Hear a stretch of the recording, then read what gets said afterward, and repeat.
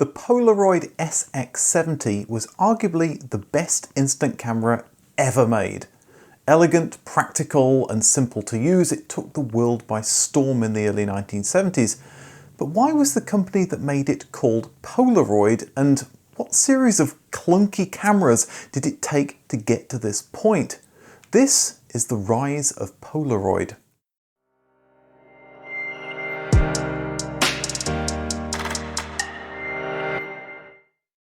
Edwin Land founded Land Wheelwright Laboratories in 1932 after dropping out of Harvard. He'd been working on polarizing filters and he knew there was an opportunity to commercialize them. The company developed successful products for sunglasses and photographic filters. The success of polarization was reflected in the company's new name, Polaroid, and they sold to businesses large and small, including Kodak. In fact, Kodak considered purchasing Polaroid at one point, but Edwin Land was adamant that the company wasn't for sale, and that would continue for all of the years that he was in charge. Soon the US was in the middle of World War II and the company pivoted to producing polarized gun scopes, periscopes and pilot goggles. Polaroid even invented a synthetic form of quinine. Edwin Land became a celebrated scientist and was named to the President's Science Advisory Committee. Polarized lenses would make Polaroid a successful company thanks to its extensive patents. They were used to produce glasses for the 3D movie boom in the 1950s. But that's not what the company would become known for. That would come from a chance comment Edwin Land's 3-year-old daughter said to him after he'd taken a photograph of her. "Why can't I see the photo now?" That thought stuck with him, and ever a scientific problem solver, him and his team got working on a solution, as one of his team recounts here. He called me on the phone from the 5th floor and said, "I'd like you to try an experiment." And that was to expose a negative onto a piece of photosensitive film, dip it into some developer, but immediately press it against a plain piece of paper. Let the two pieces of paper sit together and then peel them apart. And call me up as to what you see on the blank piece of paper, the non-photosensitive piece. So I did that, followed it very explicitly, and lo and behold, there was a beautiful picture. A bit faint, but it was a definite picture, so I called up. And Land came down to those 5 flights of stairs like lightning and was ecstatic. He was just thrilled, and then he started to laugh. That was the beginning of the instant camera. Polaroid created an innovative solution that used some of that synthetic quinine that Polaroid had developed during the war, along with other chemicals, to cleverly develop the image in about a minute. Polaroid launched their first camera in 1948, just in time for Christmas, the Model 95 Land camera, named for Edwin Land. The initial model sold out almost instantly. Polaroid thought they'd sell 50,000 cameras in the first 5 years, but they ended up selling 900,000. No wonder. The alternative was to wait a week for a film to be developed, and that involved 2 trips to town, one to drop it off and one to pick it up. Polaroid had another hit product on its hands, and they quickly realized that, like printer manufacturers today, they'd invented a product that required supplies every time it was used. What's more, unlike film for regular cameras, Polaroid held the exclusive license to produce this specialist film. It was a recipe to print money.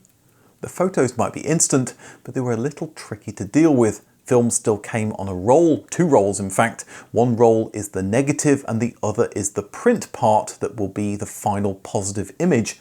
There's a whole process to loading the rolls, and once you've taken a photo, you need to advance the film and tear off the unused part of both rolls.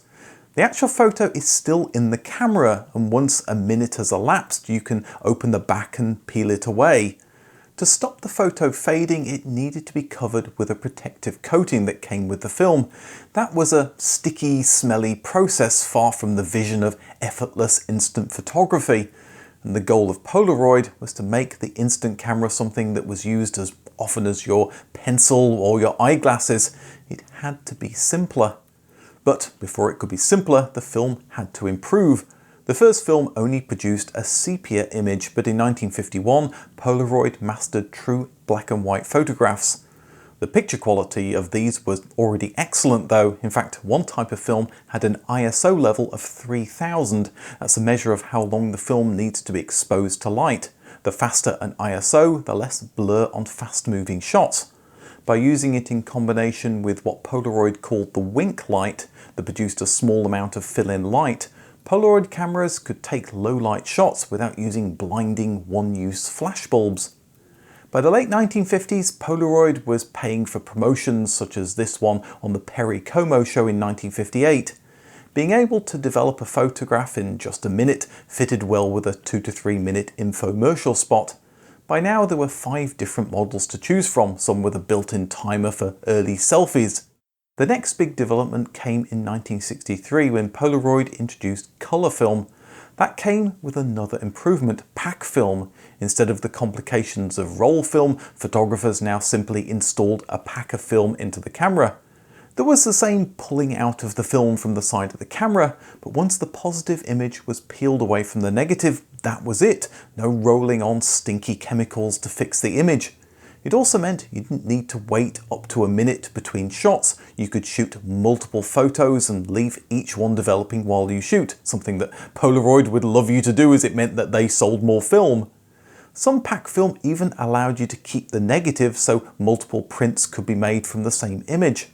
Many passport photos were shot using Polaroid pack film.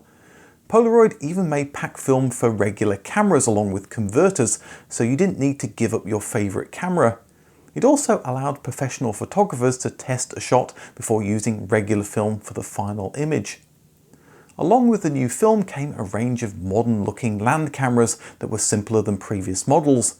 They included an electric eye, a light detector that could automatically determine the exposure setting. One iconic model was the cost-reduced all-plastic Polaroid Swinger that launched in 1965 with a memorable advert that included a song sung by a very young Barry Manilow. Hey, meet the swinger, Polaroid swinger, meet the swinger, Polaroid swinger. It's more than a camera, it's almost alive, it's only $19.95. Polaroid cameras were now being sold in chemists or drugstores, and their low price helped fuel an instant camera boom. This meant Polaroid and its employees were doing very, very well. So well, in fact, that the Ford dealership across the road from Polaroid's main office timed its promotions to coincide with the days that staff got their bonuses. The Swinger sold well initially, but it wasn't a long-term hit. The quality of the photos weren't as good as consumers expected.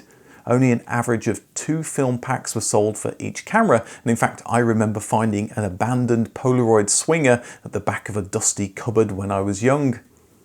Edwin Land was still the head of Polaroid, and he was still as driven as ever. By the end of his career there were 500 patents with his name on. He was notorious for marathon research sessions where he would keep going until the problem was solved. In fact, the problem was everything. Once he knew the answer, he would quickly lose interest. During those marathon sessions, he'd need to be reminded to eat, and at one point he went 18 days without changing clothes. As the company grew, he worked with teams that would be swapped in and out as they tired of his frenetic pace. When Polaroid launched new products, Edwin Land was front and center, telling the world of his company's genius. Does this remind you of anyone? It's no surprise that one of Steve Jobs' heroes was Edwin Land. Polaroid prided itself on its progressive record in hiring women and minorities, not just for factory work, but in white-collar jobs such as chemists. 2 of these workers discovered Polaroid was selling its products to the white South African government that was preventing blacks from voting. They called for Polaroid to boycott the country, which ended up in a big public battle. Polaroid initially fought back, but eventually made some concessions. The movement had a far wider effect though, shining a light on the South African apartheid system and the role that Western companies could play in changing it. Polaroid continued to innovate, launching focused flash in 1971. Shutters over the flashbulb delivered the correct amount of light for the scene so your photo wouldn't get washed out. Focus flash was a flash in the pan though, it didn't catch on. They also introduced the Big Shot, a close-up camera that wasn't the most practical to carry around, but produced excellent portrait shots. Polaroid would try to legitimize instant photos by supporting professional art photographers by supplying them with free cameras and film. Andy Warhol was a big fan of The Big Shot, and his photos of famous celebrities helped increase interest in Polaroid. Much more was to come in 1972 with the release of maybe Polaroid's most beautiful and practical camera, the SX70. When folded, it was the size of a small book, but quickly expanded to something that could capture an unexpected moment in an instant. In low light, the lens could be left open for up to 14 seconds to capture enough light for that perfect shot. The light entered through the lens and bounced up in an intricate way to the viewfinder. When taking a photo, a mirror flips up to bounce the light down to the film, so what you see is exactly what's captured. But the true ingenuity was the photos. Pack film was replaced with integral film. A pack is inserted into the camera and the cover sheet automatically ejects. The camera was fully automatic because each film container held a battery. When combined with the circuitry in the camera, pressing the button to take a photo ejected the photo immediately, mixing the chemicals to start the development process. The picture you took appeared right in front of your eyes. This was the vision Edwin Land had in the 1940s, finally realized in the 1970s, a simple point-and-shoot camera that a child could use. While integral film was much more convenient, image quality wasn't so great, and to modern eyes, throwing away packaging, a plastic case, and a large battery after taking only 10 photos isn't exactly eco-friendly.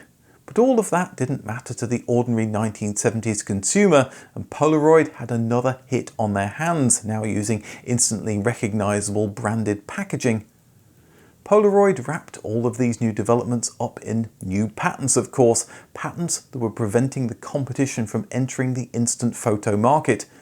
Their biggest competitor was Kodak, who'd ruled the photographic roost since the Kodak Brownie camera launched at the start of the 20th century. Polaroid and Kodak had a long history that went back to polarizing filters in the 1930s, and Kodak manufactured the chemical components for Polaroid's pack film in the 1960s. This meant they had a fair idea how Polaroid sausage was made. Up to 1,400 Kodak researchers worked for years to create their own version of Polaroid's pack film. By the early 1970s they had a similar product, but the SX70 and Polaroid's new integral film that developed in front of your eyes, and they had more work to do to produce something that could compete with this new development. It took until 1976, but finally Kodak launched the Kodak Instant Camera.